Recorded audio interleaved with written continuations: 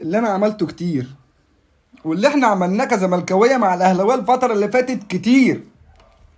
ولو احنا اتغلبنا الماتش اللي جاي منهم قسما برب العباد هيعملوا مننا بطاطس محمره. انا باجي لك دغري، لان انت وضعك ساعتها مش هيبقى ملائم، لان انت يعني بالصلاه على النبي عليك الاهلي كسب ماتش النهارده، انت عملت بتبيع على نفسك وتعادلت مباشره بدل ما انت كنت متصدر بجدول الترتيب وتكسب والدنيا زي الفل معاك. وباشا يا باشا مصر اول ما الاهلي كسب ماتشين ورا بعض انت السيستم وقع عندك، انت الكهرباء فصلت دلوقتي عندك وحطيتني في مأزق. انا كمشجع محطوط في مأزق.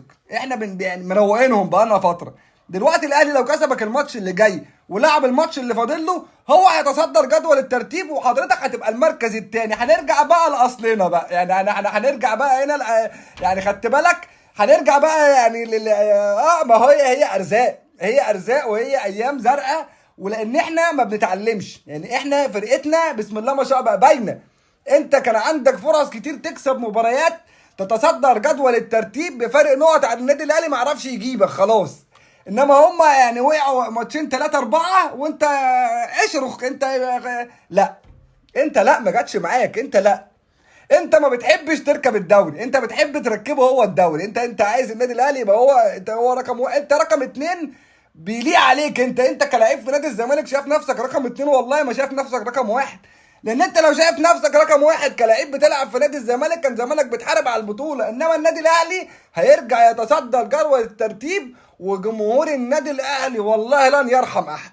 والله انا بقولها لكم، لان الكلام ده انا بشوفه كتير في كومنتات. انا ما برضاش ارد على كومنتات بسبب كده. تلات ارباع الكومنتات بيقولوا احنا جايين، هم جايين منين الله اعلم. يعني انا ما اعرفش، بس هم الوضع في خطر. احنا دلوقتي يعني لو اتغلبنا الماتش اللي جاي ما شكرا شكرا. انسى بقى، انسى بقى خلاص بقى، وانت الله اعلم بيك بقى. ما انت لسه بقى هتلاعب بقى، ولسه بقى بيراميدز بقى، ولسه بقى ده انت يعني كان زمانك انت مخلص. يعني انت كان زمانك معنوياتك في السماء مع السحاب فوق، تصدر جدول الترتيب بفرق نقط زي الفل، الدنيا زي الفل معاك. انا امال ايه؟ ما انت لا يعني خلاص انت بقى دلوقتي شكرا سبحان الله هيتعمل لك استغفر الله العظيم. خلاص خلاص كده. خلاص انت اديتهم يعني هم خدوها يعني. وقابل بقى انت بقى، يعني انت قابل بقى ليه؟ لان انت يعني لعيب من جوه منك، انت يعني لا تشعر ان انت لعيب. انت حاسس نفسك كسر، انت حاسس نفسك مركز تاني، ومركز التاني ده يبقى واسع عليك. انت شايف نفسك كده. والله العظيم ما لاقي حل تاني. يعني حطيتونا في مواقف. انا خدت وضعي بطريقه لا تتخيلها، سواء على القهوه او في العائله او على السوشيال ميديا عموما. الزمالك كان متصدر جدول الترتيب والوضع، واخوان فيريرا وبتاع اخوان المهم يعني، وبلاعيبه برازيل شغل. احنا عاملين يعني اداء وجوان وبتاع متصدرين ومصري مين وبتاع مين وشغالين. القطر الشاش ما بيهداش.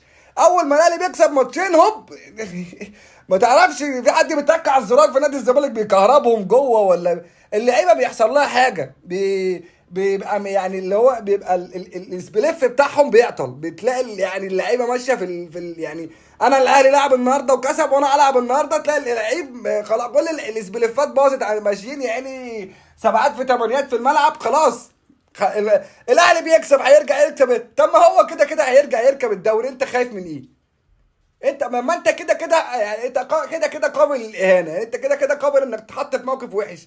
خايف من ايه؟ ما تكمل بقى للاخر بقى وطلع براجل بقى. كنت كسبت النهارده بقى وتتضرب اخر الدوري بدل ما هنبداها بدري من دلوقتي. حرام عليك.